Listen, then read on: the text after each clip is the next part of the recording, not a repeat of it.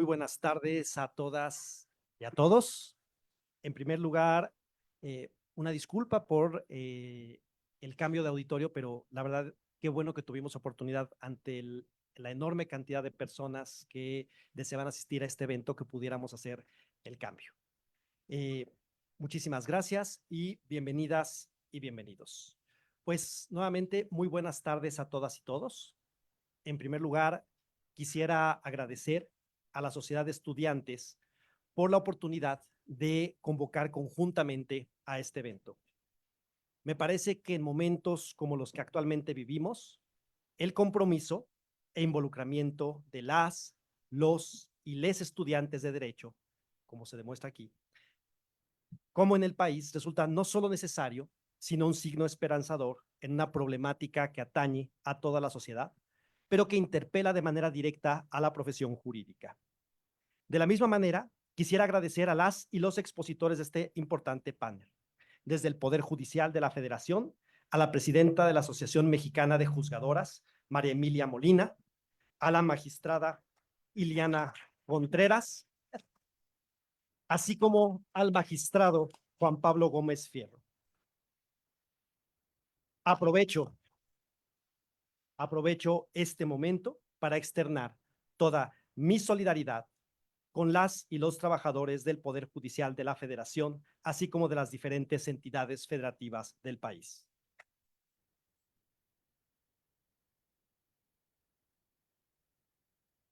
De la misma manera, me da mucho gusto dar la más cordial bienvenida a Claudia Aguilar Barroso, socia fundadora de Aguilar Barroso, así como nuestro profesor en el Departamento de Derecho, al maestro Arturo Pueblita, quien también es el presidente del Ilustre y Nacional Colegio de Abogados.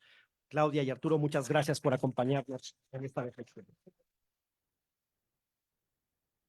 Desde luego, agradecer a Carolina Jiménez y María Santoyo, estudiantes de nuestra licenciatura en Derecho y representantes de la Sociedad de Estudiantes ACAEDER. Quiero decirles que la Sociedad de Estudiantes de Derecho ha tenido un rol muy activo y destacado en el debate que actualmente se desarrolla, sumando esfuerzos con otras sociedades de estudiantes en universidades, tanto públicas como privadas.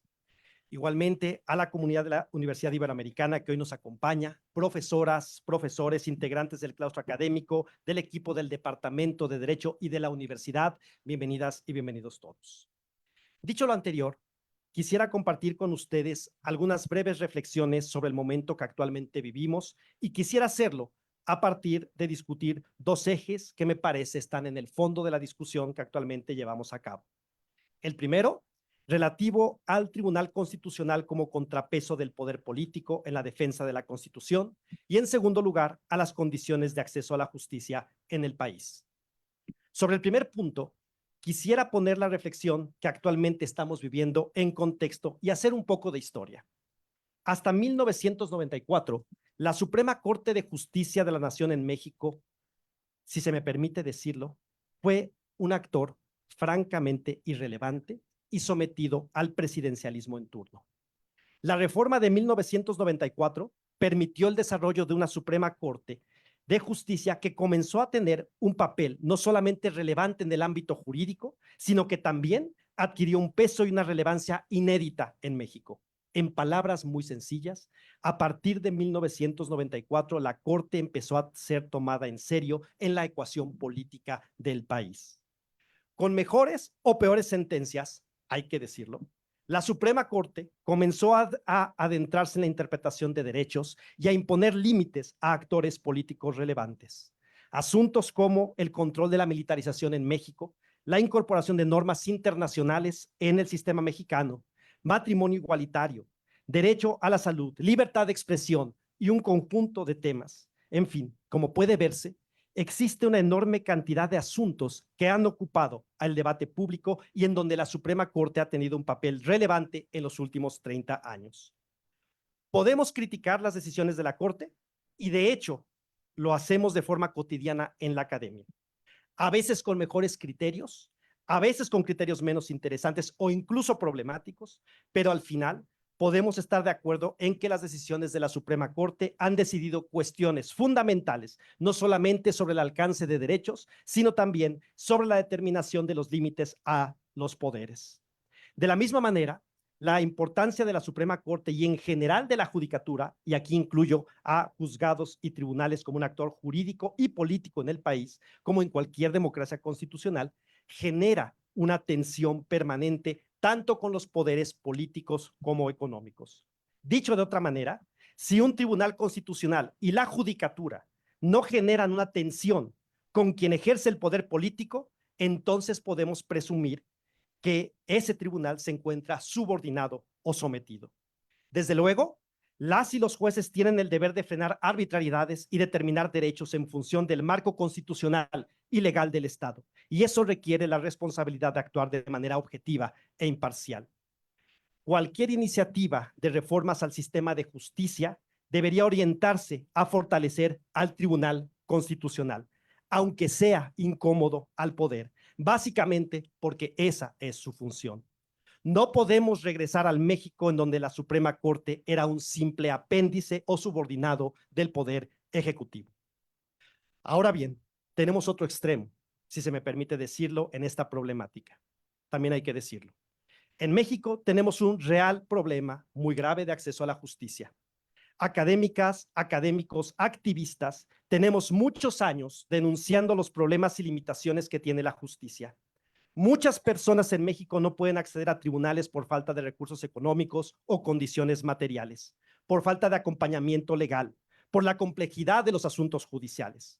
Quienes acudimos de manera cotidiana al juicio de amparo, hemos exigido de manera constante que es necesario quitar los formalismos, la complejidad y reducir la distancia entre la justicia y las personas que tocan la puerta.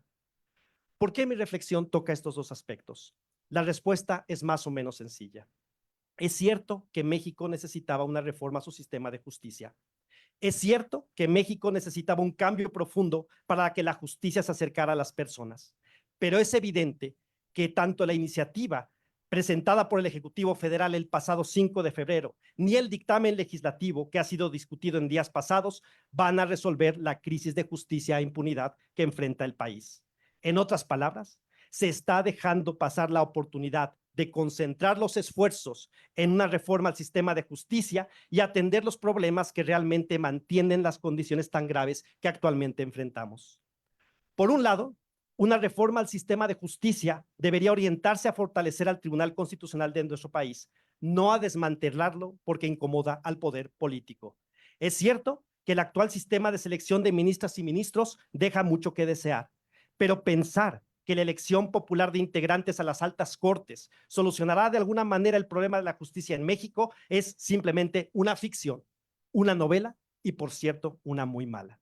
En todo caso, debemos pensar cómo fortalecer el proceso de selección de integrantes de las altas cortes a través de la evaluación de perfiles, rúbricas de evaluación, pluralidad de espacios reservados a propuestas de los tres poderes de la Unión. Desde el Departamento de Derecho de la Universidad Iberoamericana nos hemos pronunciado de manera constante, de manera escrita, a través de redes, producimos videos con propuestas y hemos insistido que urge llevar a cabo un ejercicio serio y reflexivo y sin prisas para pensar en el sistema de justicia que queremos y el que necesitamos. Hemos insistido en que la elección popular de juezas, jueces, magistrados, magistradas, tanto a nivel federal como en los estados de la República, ocasiona muchos problemas. No solo por cuestiones logísticas o porque la elección sea realmente un proceso que permita a las y los electores tomar una decisión informada y no ser una mera simulación. No solo porque en muchas partes del territorio nacional las elecciones de juzgadoras y juzgadores incrementan el riesgo de la captura del poder judicial por los poderes fácticos, incluidos el crimen organizado, sino porque la existencia de un sistema de votación popular elimina los incentivos para quienes desarrollan la carrera judicial. ¿Por qué querría dedicarme a la carrera judicial cuando mi trayectoria, especialización o méritos no serán relevantes para ser jueza o juez? Hemos insistido en que el Tribunal de Disciplina no puede ser un órgano creado para entrometerse e inhibir el criterio de las y los juzgadores, particularmente en temas que incomodan al poder político. Hemos insistido que el problema más importante en el sistema de justicia tiene que ver con las dificultades que enfrentan las personas que quieren acceder a la justicia. Consideramos que atender seria el problema de la impunidad atraviesa realmente por replantearnos el papel de las fiscalías, que mantiene un índice de impunidad por encima del 99%, de fortalecer la Defensoría Pública, de buscar la independencia y accesibilidad de los servicios periciales, de pensar cómo fortalecemos al juicio de amparo como un auténtico juicio de protección de derechos. En otras palabras, es evidente que esta iniciativa de reforma al Poder Judicial no está dirigida a fortalecer al sistema de justicia. Termino diciendo, me parece que el Congreso de la Unión tiene una responsabilidad política y moral para legislar con seriedad, para actuar con altura de miras, entendiendo que la arquitectura constitucional es una responsabilidad de Estado. La sociedad mexicana merecemos un sistema de justicia construido a través del diálogo, basado en evidencia y no producto de la improvisación, el revanchismo o la mera demostración de poder. Muchas gracias por acompañarnos esta tarde.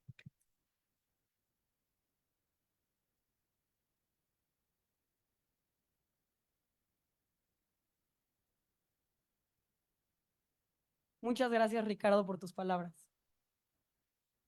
Bienvenidos al circo. Hoy México en eso se ha convertido.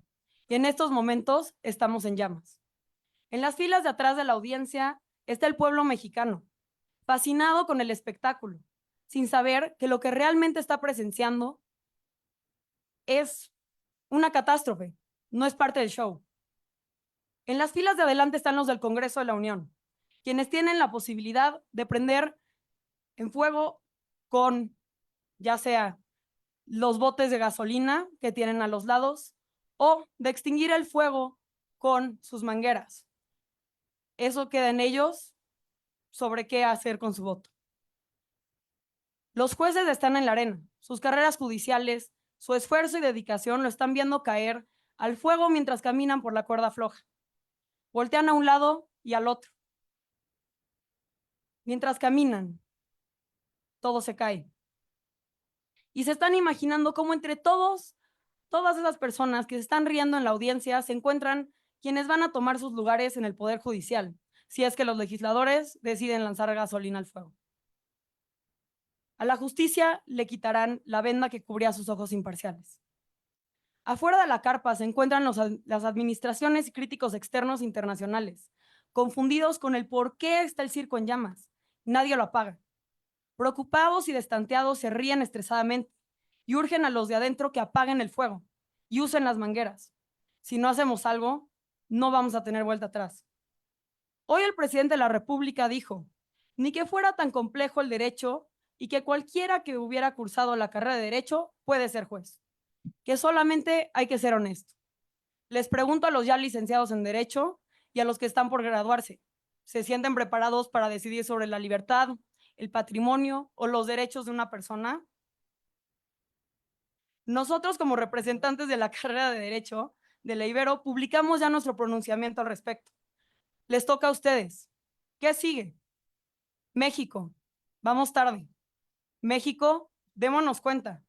¿En qué momento te convertiste en el hazme reír? No nos quedemos de brazos cruzados. Dialoguemos hoy e informémonos. Muchas gracias.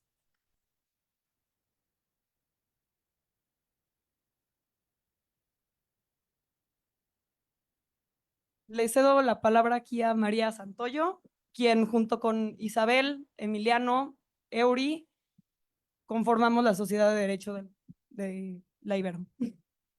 Hola, buenas tardes a todas y a todos.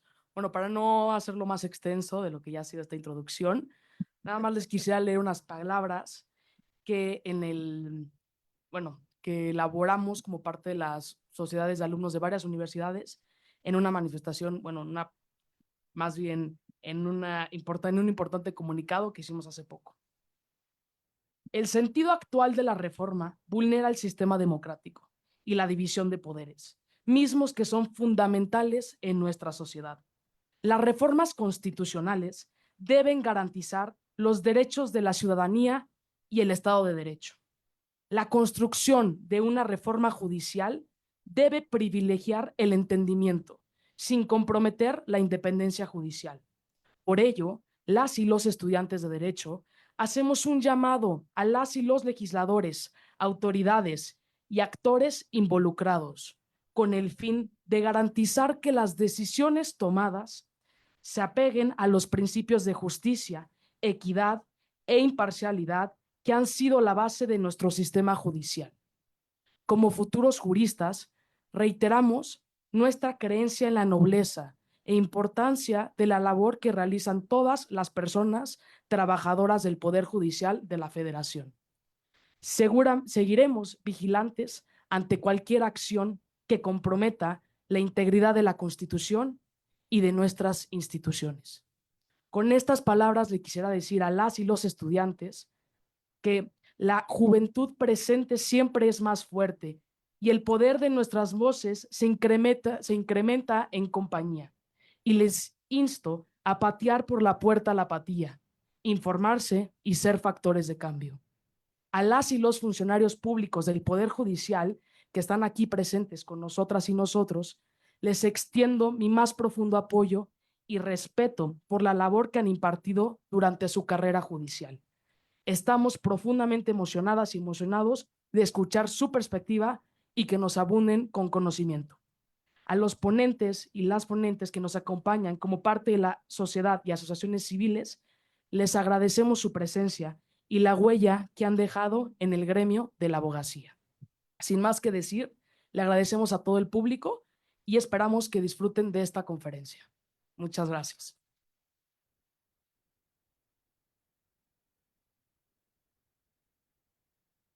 Brevemente les vamos a introducir a quienes tenemos acompañándonos en esta mesa.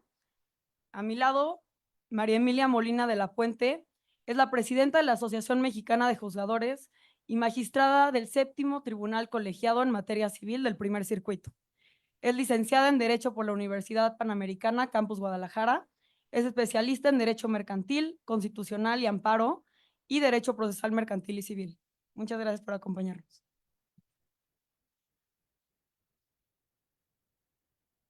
A su lado está Iliana Contreras Perales, egresada del ITAM en la carrera de Derecho, docente en el Centro de Estudios Universitarios y en el Poder Judicial. Su carrera judicial inició como oficial administrativa hasta convertirse en magistrada del circuito del Segundo Tribunal en materia civil del Primer Circuito.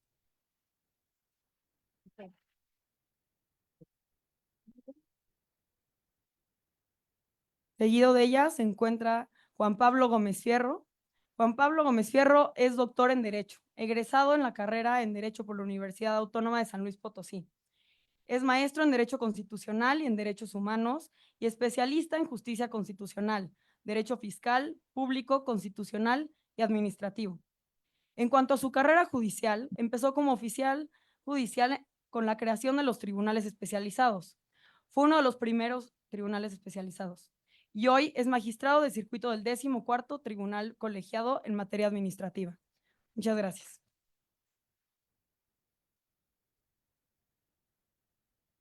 Pues tenemos a Claudia Aguilar Barroso, que es abogada egresada de la Escuela Libre de Derecho con más de 20 años de experiencia en litigio constitucional y administrativo. Es fundadora y directora de Aguilar Barroso Abogados. Es profesora titular de Derecho Procesal Constitucional en la Libre y ha desempeñado diversos roles dentro de la barra mexicana, Colegio de Abogados y otras organizaciones jurídicas. Fue diputada en la Asamblea Constituyente de la Ciudad de México. Bienvenida.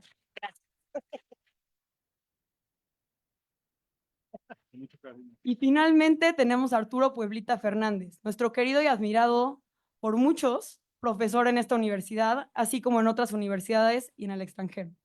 Es licenciado en Derecho por la Universidad Iberoamericana y especialista en materia fiscal. Actualmente es presidente del Ilustre y Nacional Colegio de Abogados de México. Muchas gracias.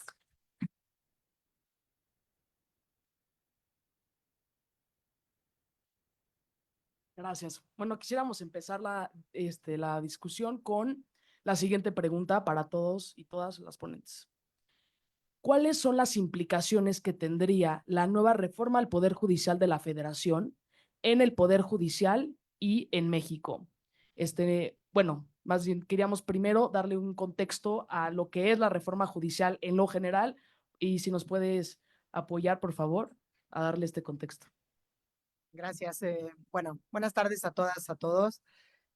Para mí es un privilegio y se siente pues emoción y por lo menos fuerza para lo que sigue.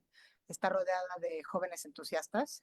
Desde luego me sumo a la felicitación y siempre que puedo voy a volver a decir públicamente mi admiración, respeto y solidaridad con las personas juzgadoras y las personas trabajadoras del Poder Judicial Federal, aquí digna y valientemente representadas por la magistrada Emilia Molina, por la magistrada Ileana Contreras y por el magistrado Juan Pablo Gómez Fierro. La verdad, no es solo lo que hacen cotidianamente, sino el que hayan tenido que salir con su voz a defender lo que han venido haciendo dignamente durante todos los años de carrera. Me parece digno de todo mi respeto y admiración. Así que gracias a todas ustedes, estudiantes de Derecho, también por sumar sus voces en este momento histórico que, como decía Ricardo, nos convoca. No voy a extenderme en el uso de la voz porque justamente lo que me pidieron sus compañeras es más bien que en atención a que, si bien todos sabemos qué es lo que nos convoca, este debate en esta reforma al Poder Judicial, esta reforma que tiene este potencial de transformar al país, pero no de una manera positiva o propositiva, porque no fortalece al Tribunal Constitucional, sino que al contrario debilita estas instituciones que nos hemos tardado por lo menos los últimos 30 años en construir. Pero para tener un entendimiento de qué estamos hablando, quiero compartir con ustedes el contenido de una manera, digamos, esquemática de esta reforma, para que vayamos mucho más allá de lo que nada más dice la prensa, ¿no? Nuestro deber es informarnos y formarnos, como decía María, para precisamente posteriormente podemos sumarnos a las acciones y tomar las calles y tomar los medios y tomar cualquier espacio que nos sea facilitado para la defensa fehaciente y consistente de nuestras personas juzgadoras. La reforma propuesta por el presidente Andrés Manuel López Obrador desde el pasado 5 de febrero, con un paquete de 18 iniciativas que modifican sustancialmente, digamos, la reforma en la Constitución, establece 5 ejes, o podemos identificarle en 5 ejes, 2 de los cuales, sin duda, son los más conocidos y socializados. El primero, que tiene este potencial, digamos, de cuestionar la manera en que tradicionalmente han sido nombrados nuestros ministros, pero que lamentablemente no se queda nada más en cuestionar y modificar un mecanismo de nombramiento de los ministros y ministras de la Suprema Corte de Justicia de la Nación, sino que mete en el mismo cajón a las personas juzgadoras, jueces y magistrados federales, y también a los locales. Entonces, este eje que conocemos todos es sustituir los mecanismos de nombramiento, sustituir la carrera como el acceso vía concursos de oposición y otros mecanismos de nombramiento por acudir a las urnas a través de una elección por voto popular. Ese es el primero y el que todas y todos creo que conocemos de alguna manera. El segundo tiene que ver con la sustitución de los órganos o cambios estructurales al interior del Poder Judicial de la Federación. Algunos más impactantes que otros, algunos que pudieran ser materia de socialización y que incluso desde la academia muchas veces se han puesto voces sobre cómo poder construir y mejorar, por ejemplo, la administración del Poder Judicial, los mecanismos de vigilancia, etcétera. Pero estos mecanismos tienen que ver por la reducción, digamos, de la integración de la Corte. Vamos a dejar de tener una Corte que tenga no solamente 11 ministros y ministras, sino que además va a dejar de funcionar en salas para funcionar únicamente en pleno con 9 ministros y ministras. Y vamos a sustituir el Consejo de la Judicatura Federal por 2 órganos, un órgano de administración y el tribunal al que aludía Ricardo en su introducción, que es el llamado Tribunal de Disciplina y que desde luego también prende, por decirlo coloquialmente, todos los focos rojos, porque por lo menos en el diseño, tanto original de la propuesta como en el dictamen presuntamente modificado, sigue siendo un tribunal con tintes inquisitoriales que no distingue y al mismo tiempo se refiere a lo laboral, a lo administrativo y a lo penal, y trae aparejada la posibilidad de censurar la función jurisdiccional y no así meramente las faltas en que pudieran incurrir las personas juzgadoras, que claramente como personas, como seres humanos, pueden también tener fallas y siempre están dispuestos a mejorar y a capacitarse. Esta creación de nuevos órganos, desde luego, incluye pues que el Tribunal de Disciplina también se sume a la elección por voto popular de las personas encargadas, de los magistrados, que además, justamente en esta lógica de no fortalecer al Tribunal Constitucional, hace que estén incluso por encima de la Suprema Corte de Justicia de la Nación, lo que igual genera también muchas distorsiones en el sistema.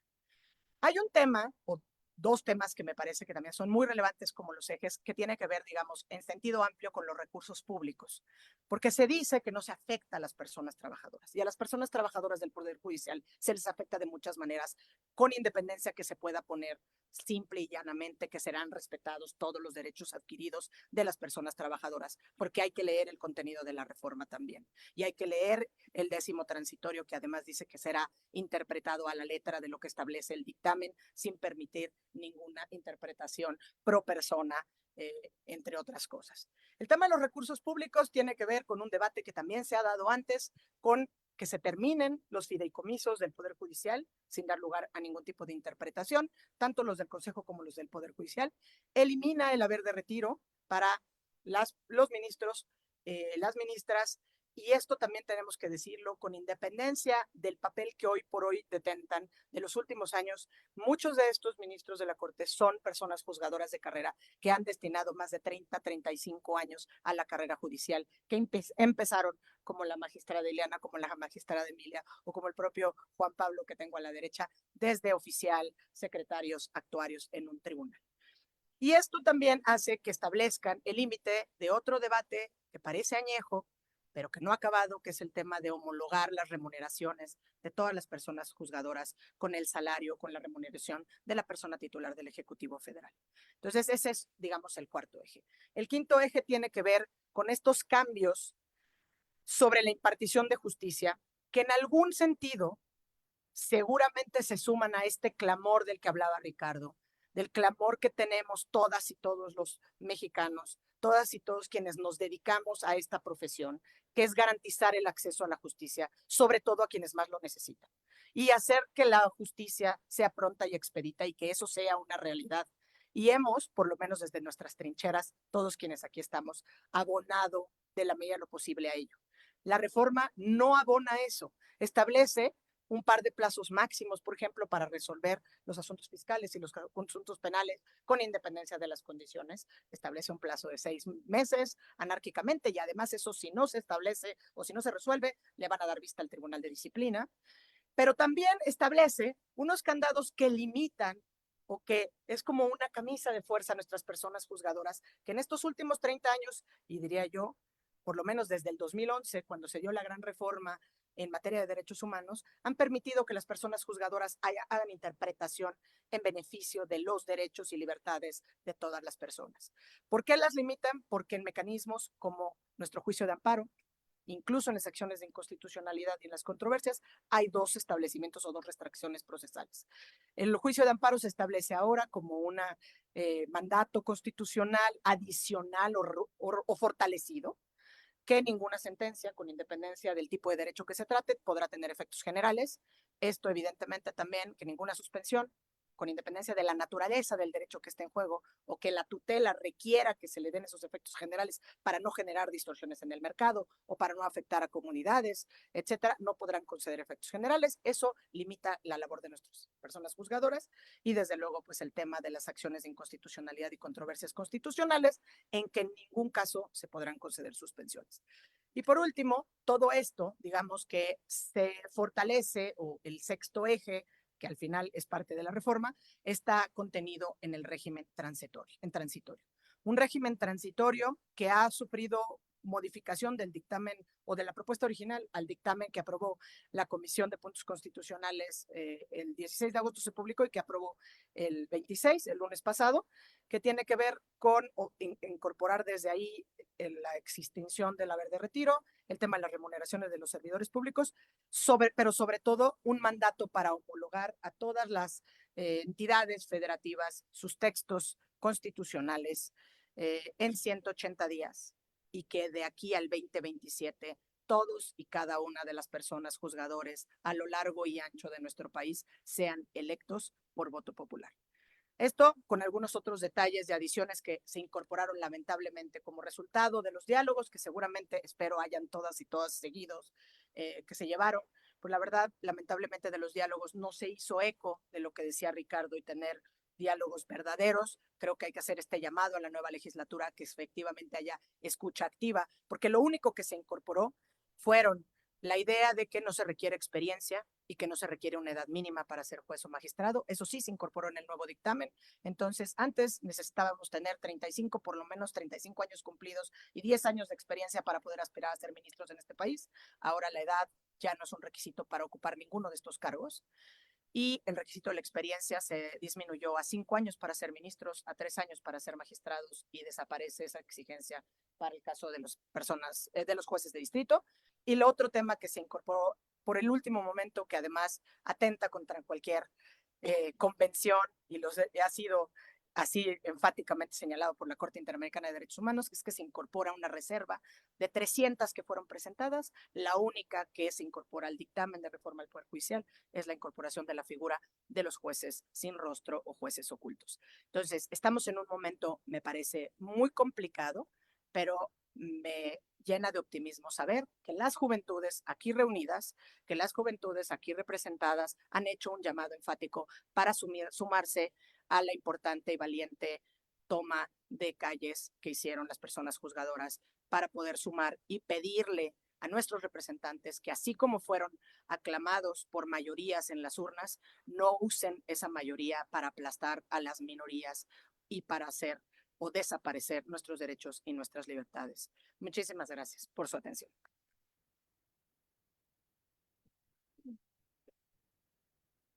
Muchas gracias. Bueno, empezaríamos el diálogo con, bueno, repito la pregunta para que quede muy clara. La pregunta es, ¿cuáles serían las implicaciones de la reforma al Poder Judicial de la Federación en el Poder Judicial y en México? Si pudiéramos empezar desde la magistrada María Elena hacia este lado. María Emilia, perdón, hasta ese lado. Buenas tardes. Agradezco la presencia de todas y todos. Agradezco la invitación, el que hayan planeado este foro, pero sobre todo agradezco la inyección de esperanza que nos dan a todo México.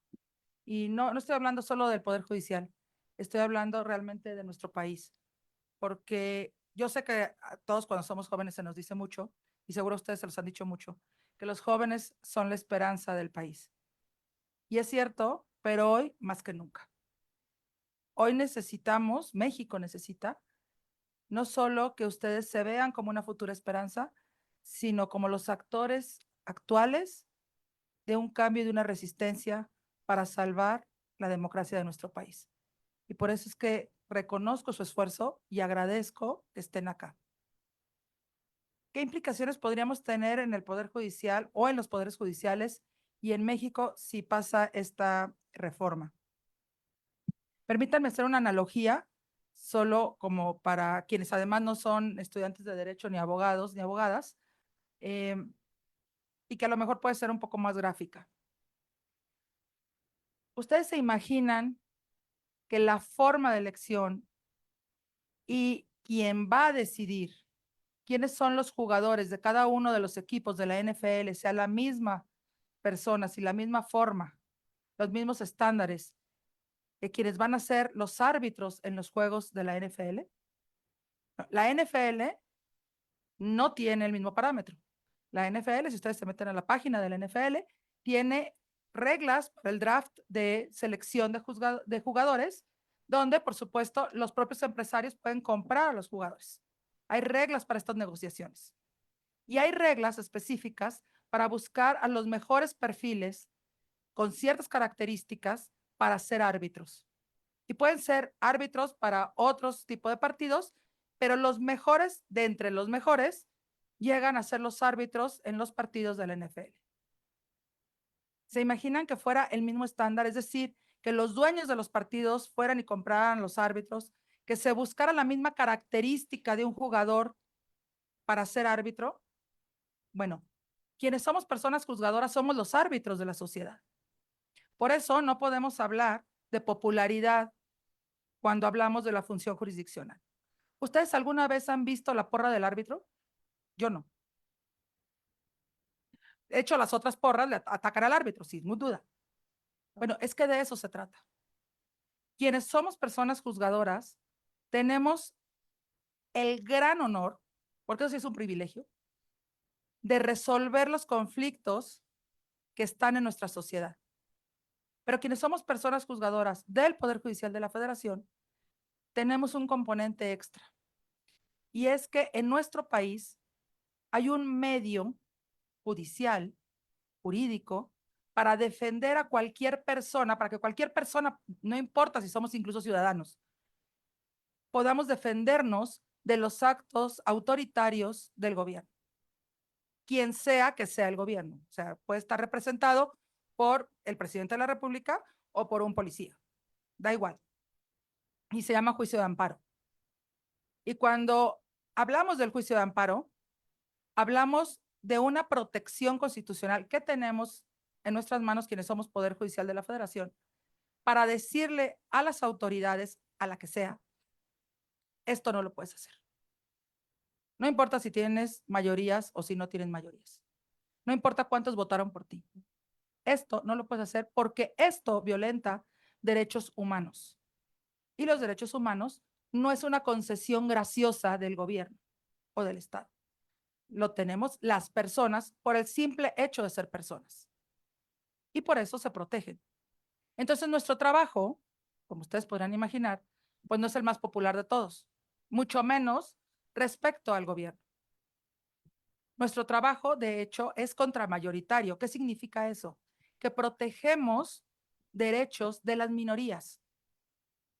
Si nosotros lo que resolvemos es asuntos donde se violentan derechos de niñas, niños, adolescentes, de personas migrantes que no votan, entonces imagínense ahora con la reforma que estemos pensando en quién sí vota y no en a quién vamos a proteger.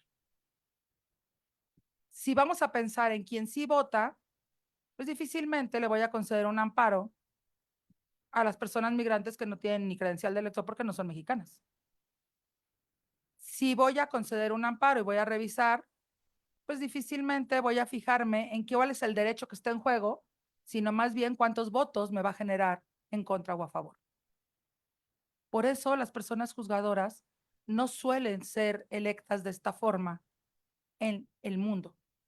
Es cierto, se ha dicho que en Estados Unidos hay algunos lugares donde se eligen popularmente a las personas juzgadoras. Es en los estados, en jueces digamos, ordinarios, los de primer nivel, no en los federales ninguno se elige por votación popular. En Bolivia se hizo esto con muy malos resultados, por cierto, recientemente, pero además solamente se ponen en este sistema de elección popular a las altas cortes, lo que aquí sería la Suprema Corte de Justicia y el Tribunal Electoral, no a todos los jueces. Como se dijo hace un momentito, lo que se pretende ahora es que para 2027 más de 7,000 personas juzgadoras estemos fuera y seamos sustituidas por personas sin perfil, porque no hay ninguna regla para ningún perfil en todo el país. Es decir, aquellas personas que van a resolver sobre la libertad, aquellas personas que van a resolver sobre cuestiones familiares, las custodias, las pensiones, etcétera, las sucesiones, los conflictos mercantiles, si nos demandan por un pagaré, por una tarjeta de crédito, etcétera.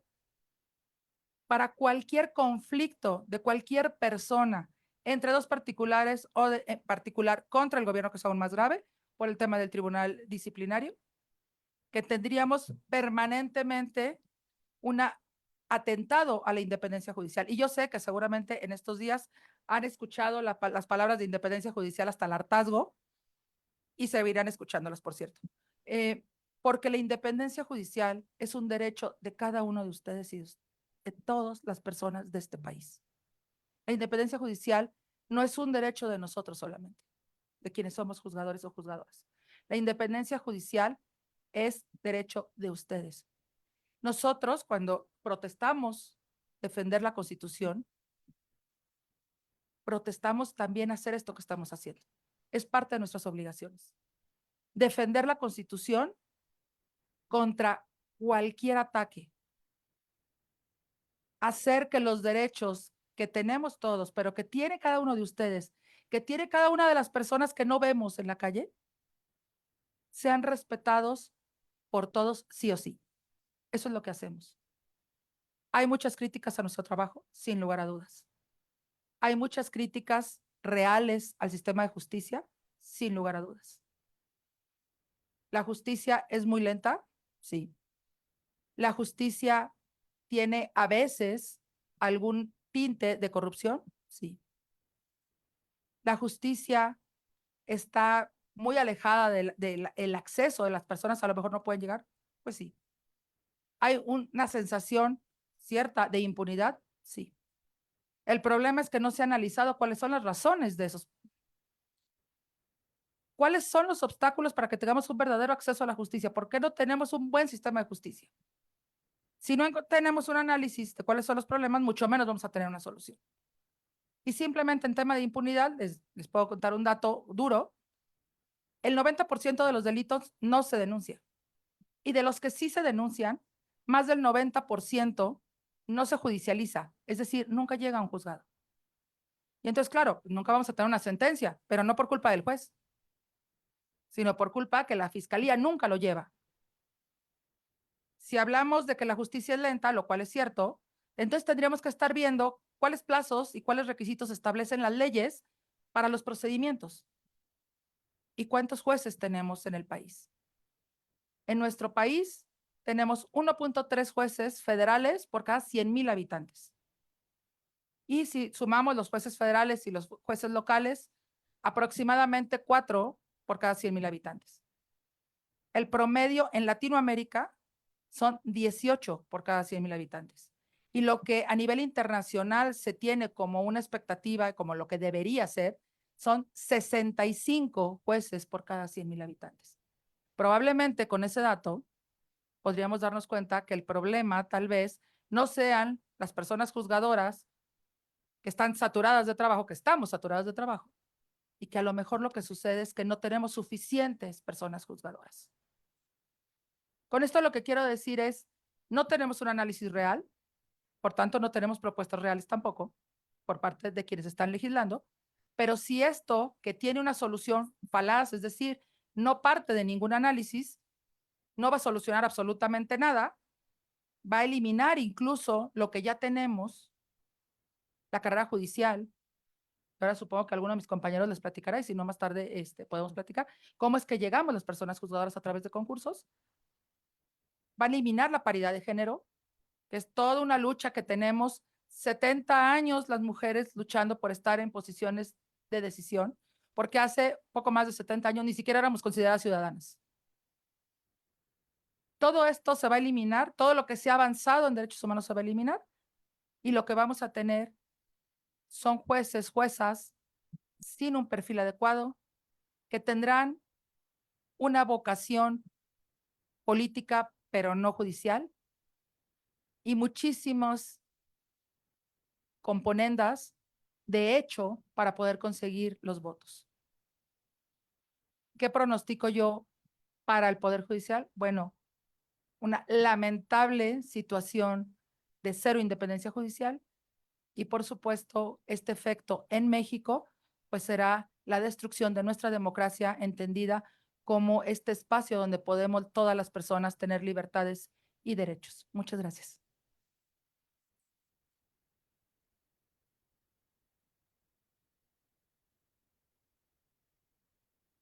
Muchas gracias. Pues antes que nada quiero agradecer a la Sociedad de Alumnos de la Facultad de Derecho de la Universidad Iberoamericana, a su director y especialmente a la comunidad universitaria que hoy se encuentra con nosotros. Es para mí un gusto estar aquí compartiendo algunas ideas de conformidad con la pregunta que amablemente nos plantea María. ¿Qué afectaciones hay con esta reforma para el Poder Judicial y para México? A mí me gustaría comentarles 3 aspectos que yo considero sumamente relevantes del impacto que esta reforma va a tener para nuestro país, que creo que es lo más importante en este momento. Una afectación a la independencia judicial, como ya lo mencionó Milia, una pérdida absoluta de la carrera judicial como medio para acceder al cargo de persona juzgadora sin compromisos políticos, económicos o de cualquier naturaleza. Y una tercera afectación que va a tener para nuestro país esta reforma judicial es la falta de certeza y seguridad jurídica al momento en que sean jueces electos por voto popular quienes resuelvan las controversias que se someten a su consideración, sin contar con la capacidad técnica especializada para poder resolver. Voy a ir al primero de estos puntos. ¿Qué es la independencia judicial? Porque lo han escuchado todo el tiempo, lo ponemos en mantas, lo gritamos a los cuatro vientos en este movimiento de defensa del Poder Judicial de la Federación y de México. La independencia judicial es la posibilidad, la capacidad o la aptitud de las personas juzgadoras para poder resolver un asunto libre de toda influencia externa o interna. Es decir, poder resolver absolutamente libre de influencias. ¿Por qué decimos influencias externas e internas? ¿Cuáles son esas influencias externas? Miren ustedes, si eligiéramos juzgadores a través del voto popular, seguramente tendría necesariamente que haber ciertos apoyos de votantes. ¿Quiénes podrían ser votantes de un juez? Pues grupos empresariales, grupos políticos, despachos de abogados, asociaciones civiles, por ejemplo, de corte conservador, de corte liberal o muy liberal o religiosos, etcétera, ¿no?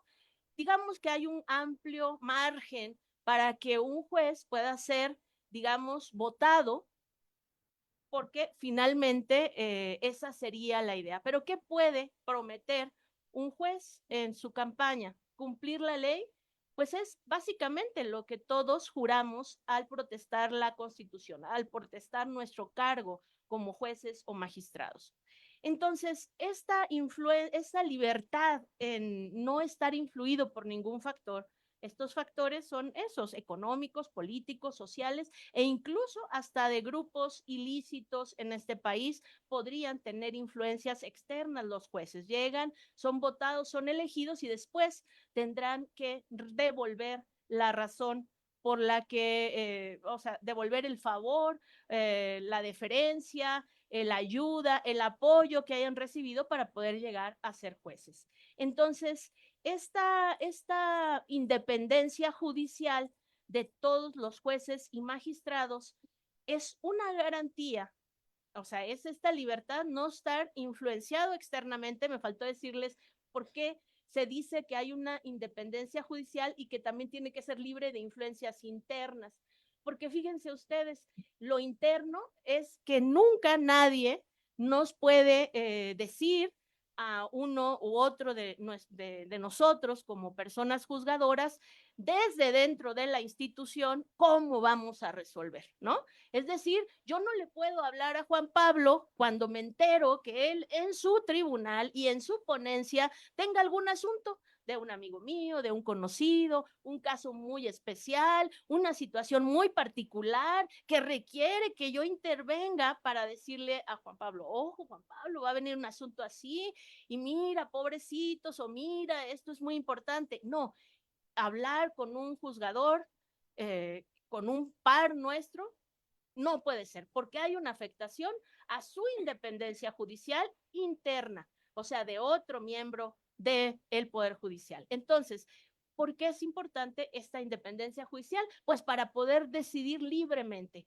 Si me habla un ministro, si me habla un consejero, si me habla un compañero, internamente yo no tengo por qué hacer o escuchar esas recomendaciones porque soy independiente como juez y voy a decidir justo conforme a la Constitución, conforme a las leyes y conforme a los tratados internacionales de que nuestro país es parte. Entonces, esa es una afectación enorme. Los jueces por voto popular, pues va a traer como consecuencia que necesariamente, aunque la iniciativa de reforma dice que vamos a hacer campaña, es un decir eso de vamos, que van a hacer campaña sin dinero público ni privado, pues bueno, de alguna manera tendría que darse a conocer esas personas juzgadoras y tendrían que ganar la intención de sus votantes. Desafortunadamente, como bien lo menciona Emilia, no somos populares. ¿Por qué? Porque siempre el 50% de las partes en un asunto van a estar en nuestra contra. Quien no tiene la razón en ese asunto, pues va a decir, no, pues ese juez no sabe, ¿no? Y quien sí tiene la razón va a decir, pues yo la tenía, pues no, el juez no hizo nada, el juez le dio la razón a quien la tenía. Entonces, la figura, la carrera de juzgador es ingrata, ¿no? Hay una gran soledad en el despacho para poder discernir, y es ingrata porque jamás nadie va a reconocer nuestra labor, y eso ha sucedido hasta este día. Otra afectación, la carrera judicial. Y dicen ustedes, bueno, pero pues, ¿qué tanto puede ser eso de la carrera judicial? Bueno, pues es que la carrera judicial es precisamente lo que te garantiza que no le debas el cargo a nadie. O es decir, tú no tienes conocidos en el Poder Judicial, no tienes conocidos entre los ministros, entre algún juez, algún magistrado, pero tú quieres hacer una carrera judicial. Bueno, pues, ¿qué sucede actualmente? Que en el Poder Judicial de la Federación tenemos programas de prácticas profesionales y también de servicio social, como una forma inicial de entrar a la institución, a conocerla, a practicar y a ir aprendiendo un oficio.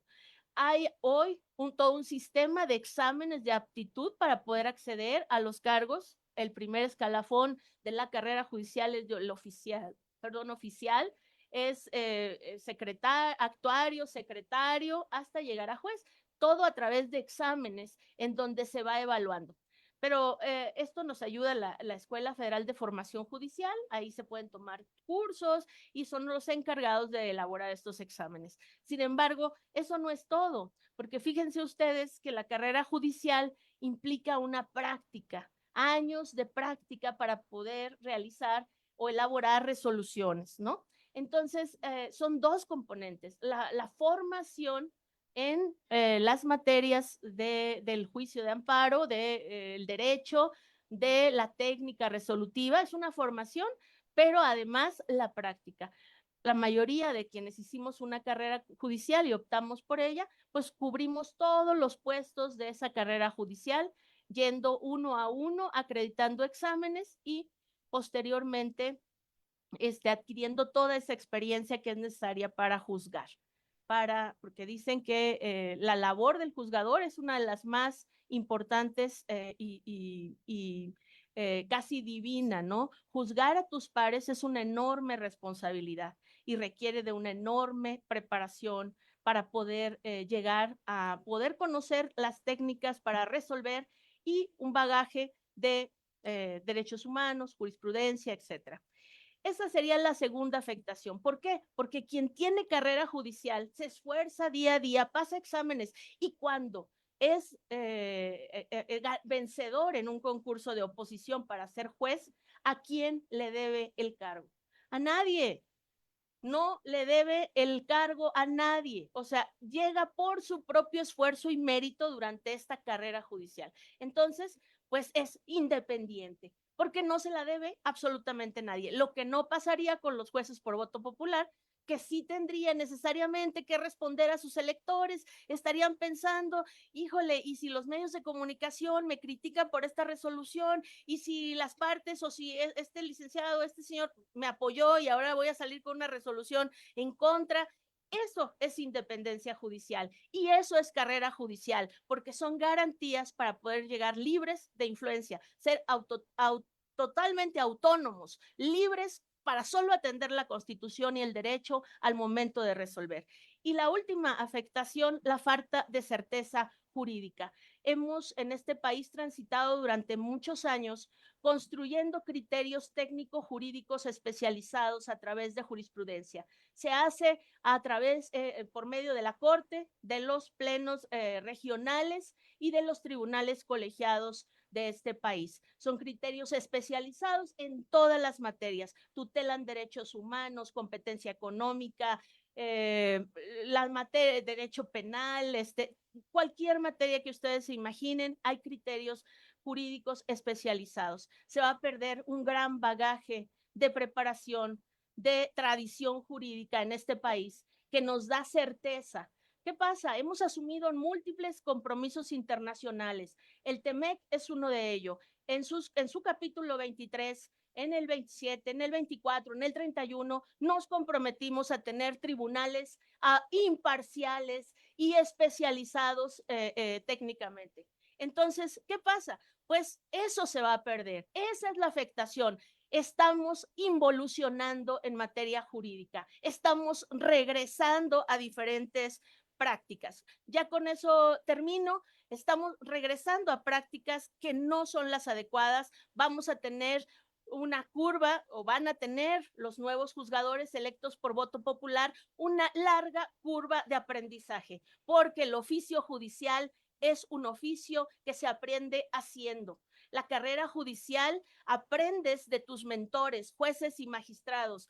En la carrera judicial, día a día te dedicas a construir conocimiento jurídico y técnicas resolutivas de interpretación de normas. Esas son las tres grandes afectaciones que traerá al Poder Judicial y a nuestro país la reforma judicial. Muchas gracias.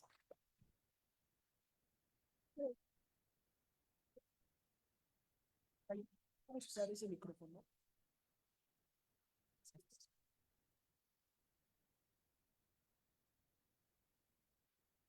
Muy buenas tardes a todas, a todos. Estoy pues, muy contento de estar aquí en la Universidad Iberoamericana, ver muchos rostros jóvenes, porque así como ustedes, pues hace algunos años yo también estaba estudiando en las aulas de la universidad, pues con el entusiasmo también de algún día poder ser juez, y pues verlos a ustedes me retrata en esta imagen de hace pues casi 22 años donde inicié mi carrera judicial para poder justamente pues poder más tarde llegar al cargo de juzgador federal.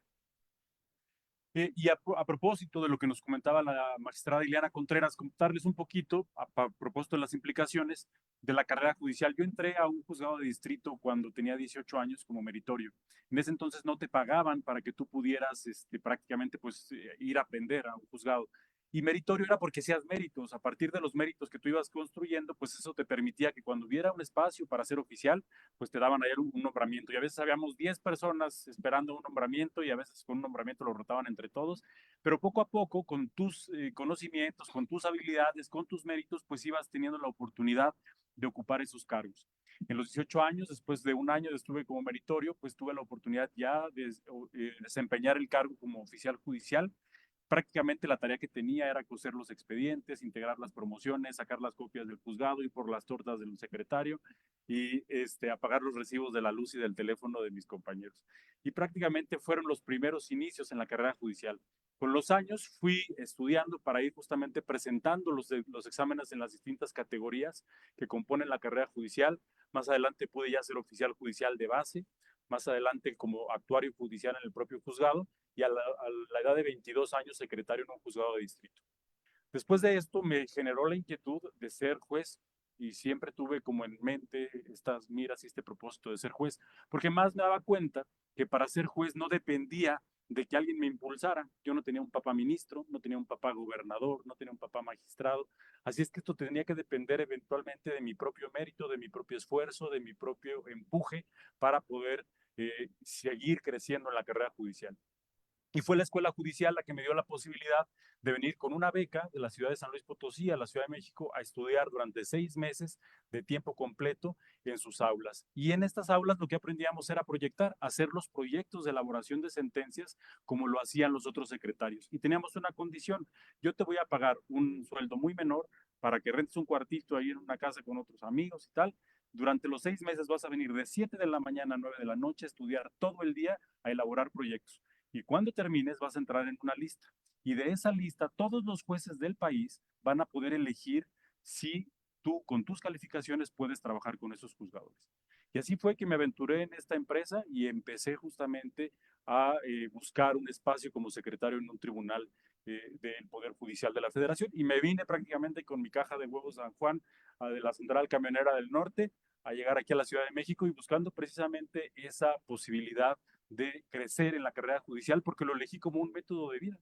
Lo elegí como un proyecto de vida porque era el mérito y la capacidad los que tenían en el centro para yo poder seguir creciendo.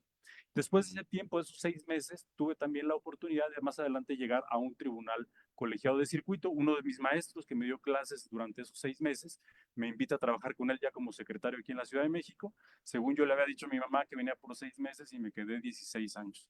Y aquí seguimos trabajando. Tuve la oportunidad, estando como secretario en un juzgado, en un tribunal colegiado de circuito, que un ministro de la Corte, sin conocerme, me invitara a trabajar con él en su ponencia a partir también de la presentación de un examen. Y estando en la Suprema Corte a la edad de 30 años, le fui a pedir permiso al señor ministro para que me permitiera presentar un examen para acceder al cargo de juez de distrito. Asumí el cargo de juez de distrito a los 30 años y durante los últimos 10 años mi trabajo ha sido ser juez de distrito y resolver asuntos donde están involucrados los derechos humanos de todas las personas. ¿Te calcularon mal tu pensión? Van los adultos mayores, les concedemos el amparo. Faltan los medicamentos, les concedemos un amparo. Los niños con cáncer no tienen medicamentos, vamos a proteger los derechos de los niños con cáncer. Derecho a la salud, no te han practicado una cirugía, los centros de salud no te han dado este medicamento, vamos a proteger esta parte. Derecho a la educación, tienen tus escuelas cerradas, los maestros no van, vamos a proteger estos derechos. Y a mí me entusiasmó mucho emprender este viaje en la carrera judicial y de los 18 años a los 40 años que tengo ahorita, los últimos 22 años los he dedicado a la administración de justicia, a desempeñarme como juzgador federal, a prepararme. De mi sueldo, empecé a pagar mi maestría, pagué mi doctorado, pagué cursos, busqué irme a España. Traté de ir fortaleciendo mis habilidades y mis conocimientos para que pudiera justamente desempeñar estos cargos y tener estas habilidades y capacidades para poder juzgar este tipo de asuntos. Los pongo en este contexto porque el momento histórico que vivimos no es menor. Estamos jugando el futuro de la República. Nos estamos jugando el futuro de la República. Y quiero decirles que yo no vengo aquí a hablarles a ustedes defendiendo una posición personal. Vengo porque conozco cómo funciona el sistema de justicia y lo que vengo precisamente a defender es una cuestión colectiva. Nos jugamos de verdad el futuro de la República. ¿Qué sucede si elegimos a los jueces popularmente? Lo que va a suceder es, como ya lo han dicho quienes me han antecedido en el uso de la palabra, es precisamente que quienes impulsen a esos jueces sean grupos de interés económico, político, del narcotráfico, grupos religiosos, y cada uno va a tener a su juez. Porque yo no sé hacer campaña, yo sé estudiar y ponerme a presentar un examen y me pueden cerrar 3 meses en mi casa para presentar un examen de juez de distrito, de magistrado de circuito, pero yo no sé salir a hacer campaña. Ahora, como está redactada la reforma, ya no es el mérito y la capacidad los ejes centrales para nombrar a un juez de distrito. Ahora es la suerte y la popularidad. Si cualquiera de ustedes saliendo de aquí decide emprender este trabajo, pues digo la suerte porque si son muchas opciones, lo que van a hacer es precisamente que los van a eliminar a través de una tómbola y una vez que los que queden de esa tómbola va a ser el que sea el más popular. ¿Va a tener los conocimientos necesarios para juzgar los asuntos de sus semejantes? A mí me parece que no. Y ahora, una vez que pase este proceso de suerte, porque vas a tener que tener mucha suerte, ¿qué va a suceder? Que los que te impulsen, un líder social de alguna delegación que te ayude a juntar 3,000, 4,000 votos, te dice, yo te los llevo y van a votar por ti el día de la campaña. Pero ¿qué va a suceder si si un día después de la campaña esas personas que te impulsaron tienen algún asunto que les interese? Van a ir y te van a pedir cuentas, te van a decir, oye, nosotros te impulsamos y nosotros te pusimos y ahora queremos que resuelvas este asunto así. Oye, pero es que la Constitución, que es la regla que nos rige, dice esto. A ver, nosotros te impulsamos y a mí me respondes. Y así se los puedo replicar con grupos del crimen organizado. Estos también podrían incidir en una campaña así. Nosotros pusimos este juez, un grupo económico, nosotros te pagamos y te ayudamos para que fueras electo. Y entonces, ¿dónde va a quedar precisamente la independencia judicial y dónde va a quedar los derechos y la protección de los derechos de todas las personas? No es cosa menor. Con esto concluyo. ¿Cuál es la tarea que ustedes tienen en este contexto histórico? Y les digo, no para que nos defiendan a nosotros, para que se defiendan ustedes y defiendan sus derechos. Tenemos que crear esta conciencia social, la importancia de saber que lo que está en juego no es cosa menor, están en juego sus derechos, su futuro también como abogados, porque si no los títulos que eventualmente les den en esta universidad, pues van a estar de adorno en una pared, porque ya la profesión jurídica no va a tener una relevancia específica. Y justamente al crear esta conciencia social tienen que alzar la voz, porque de esto depende la justicia en México. De esto dependen las generaciones futuras. Y si me lo permiten, agradecerles, porque como alumnos se están involucrando en estos aspectos. Sé que el domingo van a generar una marcha, que están precisamente saliendo a las calles también a manifestar su preocupación. Ahorita venimos precisamente del Consejo de la Judicatura, donde alumnos de la UNAM marcharon desde el edificio de rectoría hasta las oficinas del Consejo de la Judicatura, precisamente en apoyo, no a nosotros como gremio, sino a la independencia judicial, a la protección de los derechos humanos. Y concluyo con esto. El Poder Judicial no va a caer, y si Juárez viviera, con nosotros estuviera. Muchas gracias.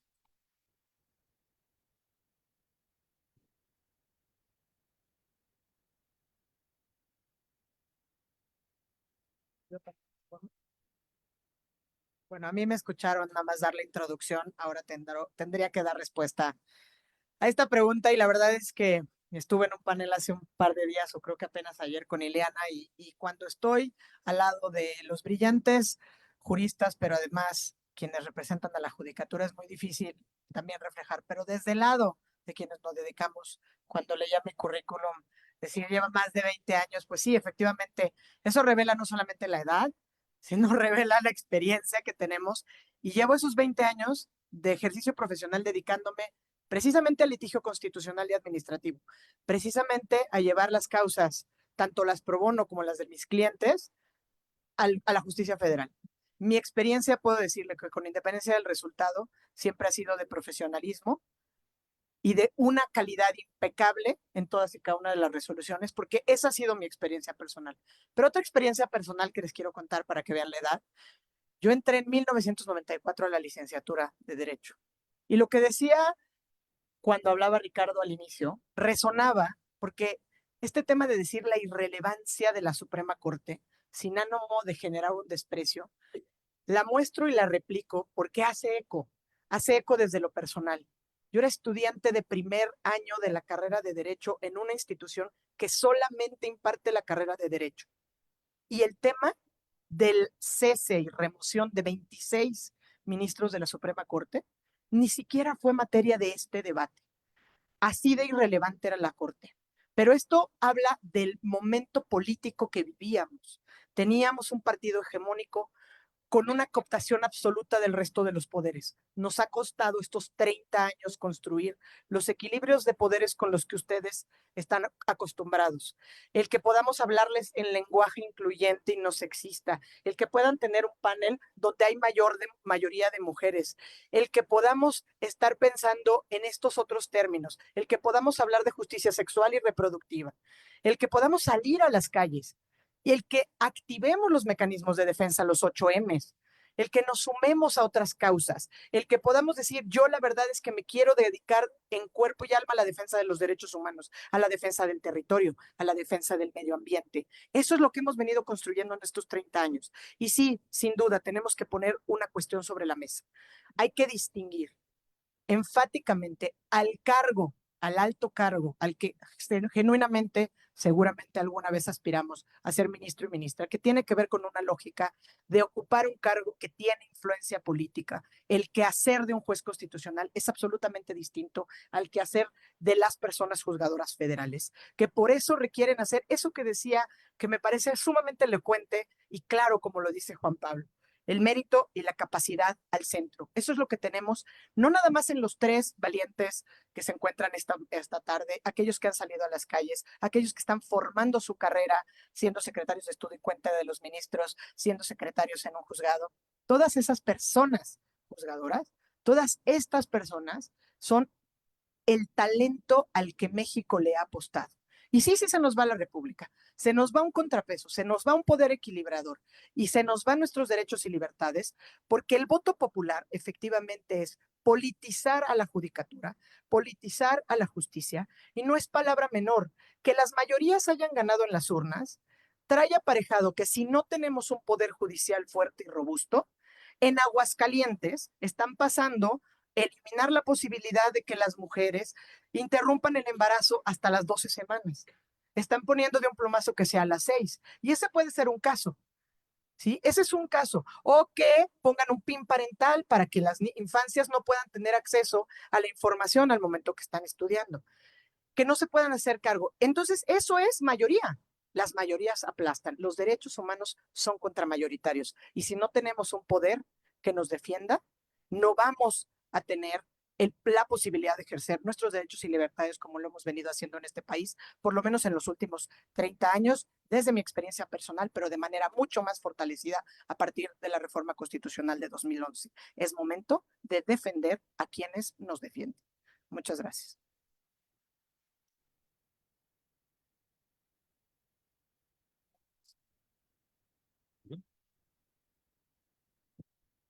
Muy buenas tardes a todas y a todos. Es un gusto poder participar con ustedes, ver que hay interés en los jóvenes. Hoy estuve a media mañana en la marcha que organizó la Facultad de Derecho, la Asociación de Estudiantes de la Facultad de Derecho de la UNAM. Fue también muy evidente ver a miles de personas marchando, gritando, defendiendo los derechos. Y yo me quiero abocar específicamente a hablar sobre las motivaciones políticas de esta reforma. Porque ya nos han dicho cómo se llega a los cargos, cuáles son las afectaciones, pero ¿qué es lo que mueve a esto? El Poder Judicial de la Federación es uno de los poderes que tiene como finalidad el equilibrio constitucional y el resguardar que las decisiones que tome el Congreso de la Unión, las decisiones que tomen los gobernadores de los estados, los congresos de los estados, el presidente de la República y los órganos que forman parte de la Administración Pública Federal estén apegados a la ley. Pero además no llegan de primera mano, o es muy raro, existen muchas limitaciones para que lleguen las controversias jurídicas de manera inmediata al Poder Judicial. ¿Cuáles llegan al Poder Judicial? Pueden llegar a través de un juicio de amparo, aquellos casos en donde existe una violación de derechos humanos que es clara y franca. En muchos otros de los casos, los asuntos terminan en el Poder Judicial después de que hayan recorrido la justicia ordinaria, los tribunales de justicia de los estados, el Tribunal Federal de Justicia Administrativa, otros órganos y llegan ya en una última instancia al Poder Judicial de la Federación. Lo que hace el Poder Judicial de la Federación en realidad no es juzgar personas, juzga los actos de las autoridades. Y a las autoridades no les gusta que les digan que lo que hicieron estuvo mal hecho. Lo que estamos viendo con esta motivación de decir es que vamos a democratizar al Poder Judicial, porque ¿cómo puede ser posible que nosotros dos poderes elijan los representantes y en el Poder Judicial no? Porque en el Poder Judicial no son representantes populares, son expertos, técnicos, que lo que están haciendo es a través del conocimiento, de la interpretación y la aplicación de la Constitución, lo que están haciendo es resolver aquellos casos en donde pueden existir abusos de poder de las autoridades. Y lo que estamos viendo ahora es que estas mismas autoridades están abocadas a través de una serie de mantras a decir que lo que sucede es que el Poder Judicial de la Federación está corrompido y que el Poder Judicial de la Federación está infestado de nepotismo, que lo que sucede es que es carísimo acceder a un amparo, que si no tienes por lo menos 40,000 pesos, nadie te va a conceder un amparo. Son una sarta de mentiras. Si existen temas de corrupción en el Poder Judicial de la Federación, existen mecanismos legales para que sean denunciados y para que sean perseguidos. Sigue teniendo, aunque se supone que es un órgano autónomo, la Fiscalía General de la República, que sabemos que en la práctica, y así lo han demostrado, sigue siendo una dependencia del Poder Ejecutivo Federal, pueden hacer las investigaciones, tienen la Unidad de Inteligencia Financiera, tienen el Servicio de Administración Tributaria. ¿Ustedes creen que no han investigado a los jueces y magistrados que están sentados aquí y a todos aquellos que se han atrevido a alzar la voz? Evidentemente sí, los han revisado hasta lo último. Bueno, si lo que están diciendo es que nosotros, los abogados, como es el caso de Claudia y mío, estamos defendiendo nuestros privilegios, les podemos decir, absolutamente todos los abogados que nos dedicamos a temas de litigio ganamos y perdemos asuntos. Evidentemente, los que nos consideramos buenos ganamos más de los que perdemos, pero no los ganamos por conocer a los jueces, no ganamos por ir y corromper a los jueces. Ganamos porque damos mejores argumentos, porque tenemos la razón, porque somos selectivos también con los temas que tomamos, ¿no? O sea, hay unos asuntos que pueden venir muy cargados del principio, sabemos que no existe posibilidad. En muchas ocasiones nosotros no tomamos asuntos, pero eso sí, eso no significa que exista un contubernio, que ganemos en función. Yo les puedo decir, de los 3 magistrados federales que están sentados en esta mesa, jamás he tenido un asunto con ninguno de ellos. Y además les voy a decir otra cosa, yo me dedico a temas fiscales. De los 24 tribunales colegiados en materia administrativa del primer circuito, yo les podría decir que posiblemente puedo nombrar a 10 magistrados de los tribunales colegiados. y posiblemente de los 18 jueces, de los 16 jueces de distrito, a lo mejor conozco a unos 4 y los conozco más por temas académicos que por ir y atender los asuntos directamente con ellos. ¿Qué es lo que estamos viendo aquí? Es la justificación para la destrucción y la demolición institucional del contrapeso natural del Estado. Y esto yo lo veo con muchísima preocupación, que hay muchos sectores todavía que no se están involucrando y yo aplaudo sinceramente que las facultades de derecho del país se estén metiendo y estén cruzándose en este tema y estén apoyando a ustedes como alumnos a que se estén enterando y a que puedan tener una movilización y que puedan entender que es su futuro, mi futuro, el de mis hijos, el de mis nietos, el que va a estar en riesgo con esto que viene. Lo que estamos viendo es la desaparición, estaríamos viendo la desaparición de uno de los poderes de la Unión, permitiendo la concentración absoluta del poder en un solo grupo que además tiene un caudillo, en donde ahora vamos a poderla llamar de nueva cuenta el Palacio Nacional, Palacio Virreinal, porque nuevamente vamos a tener una persona que va a virreinar y vamos a tener a un monarca lejos, pero que va a estar tomando las decisiones finales.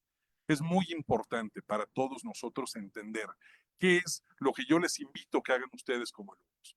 Nos tenemos que organizar desde las organizaciones de la sociedad civil, los estudiantes de derecho, los colegios de abogados, las facultades de derecho, tenemos que organizar jornadas cívicas en donde ustedes que se están enterando, que saben, que entienden, que pueden leer, que tienen un conocimiento crítico de lo que estamos haciendo, que a través de sus redes sociales lo que puedan hacer es decirles y ponerles a sus amigos que están en otras carreras, a sus parientes, a sus conocidos, está pasando algo en México, está en riesgo la República, necesitamos hacer algo. ¿Tienes dudas? ¿Quieres saber? Búscame, yo te informo, yo te puedo transmitir, y si me hacen una pregunta que yo no puedo contestar, yo te ayudo a que busquemos a una persona que nos pueda ayudar a entender esa duda, que podamos entender que aquellas personas que se han sumado con voces críticas a esta propuesta de reforma, todas desde la mañanera terminan siendo despreciadas y denostadas. Si salen los abogados a decir algo, claro, se están defendiendo sus privilegios. Si salen los juzgadores a decir algo,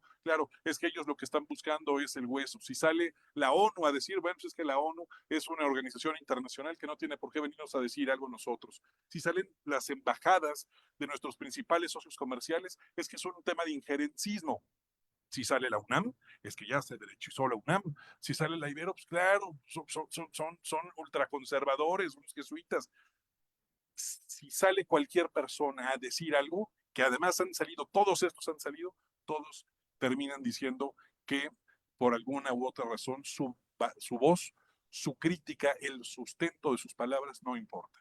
Oye, salió el EZLN, ahí sí no se atrevió a decir nada, mejor nada más, ahí no dijo que se derechizó el EZLN, simple y sencillamente lo ignoró para no meterse en camisa de 11 varas. Tenemos un riesgo de que esto pueda ser un daño irreversible. Cuando se habla de, oye, es que vamos a convertirnos en Venezuela, pues Venezuela no llegó a la situación en la que están hoy en día, después de una elección en donde las actas que tiene la oposición acreditan el triunfo matemático en las urnas, pero que tenemos una autoridad electoral y una Suprema Corte que está completa y absolutamente volcada por el oficialismo. Vean ustedes, hay videos de la actual presidenta del Tribunal Supremo de Venezuela en donde sale a hacer una invitación unos días antes de la jornada electoral para que voten por el presidente Maduro, en respuesta y en agradecimiento también al comandante Hugo Chávez. Y es la presidenta de la Corte Suprema que validó la elección y que dice que aunque no hay actas transparentadas por parte de los órganos oficiales, que Nicolás Maduro es quien ganó. Realmente estamos en una situación de riesgo. Yo los quiero invitar a que se sumen a las actividades que se estén haciendo, a que rompamos esta apatía. A mí me llama la atención la apatía de los profesores de derecho, en su gran mayoría, no puedo generalizar, no todos, pero hay una gran apatía. Yo veo, por ejemplo, el gremio de los notarios que está absoluta y completamente escondido. No se han dado cuenta, siguen ellos cuando se les acaben las posiciones políticas para darles juzgados, tribunales colegiados, cuando se les acaben las posiciones políticas, siguen las notarías, es un negocio muy jugoso, y de la misma manera de la que pretendan desaparecer de un plumazo a jueces y magistrados federales y locales, pues con mucho mayor tranquilidad pueden desaparecer a los notarios. son los que siguen. Y los que siguen después de los notarios van a ser los empresarios. Oye, tienes un negocio que a mí me importa, yo quiero ir por ese negocio, yo me voy a convertir en tu socio. ¿Le quieres vender al gobierno? Dependes de mí y me tienes que ceder la mitad de tu empresa. Tenemos un verdadero problema. Estamos entrando en una etapa muy oscura para el Estado mexicano y justamente estamos en un momento de defenderlo. Oye, ¿y si pasa estamos completamente perdidos? No. Hoy decía el presidente López Obrador que qué tanto chiste puede tener abogado, que puede ser abogado. Pues le vamos a demostrar, el derecho es completamente, absolutamente tridimensional. Existe todavía la posibilidad y existen doctrinas muy desarrolladas en donde las reformas constitucionales pueden ser contrarias a la Constitución, que pueden ser inconvencionales, en donde vamos a poder interponer medios de defensa, tanto en México como en el extranjero, para dar la batalla para que no se pierda la independencia judicial, que dicho sea de paso, no es un derecho de los juzgadores, es un derecho fundamental de todas las y los ciudadanos. Es un derecho de todos nosotros. ¿Por qué? Porque es un derecho que tenemos nosotros a que aquellos asuntos, si te invaden tu casa, si están contaminando el río, están talando la selva del lugar en donde vives, si te están determinando un crédito fiscal de manera indebida, si te están negando el acceso a una vacuna, que tengas un tribunal independiente que resuelva y que aplique la ley. Muchas gracias.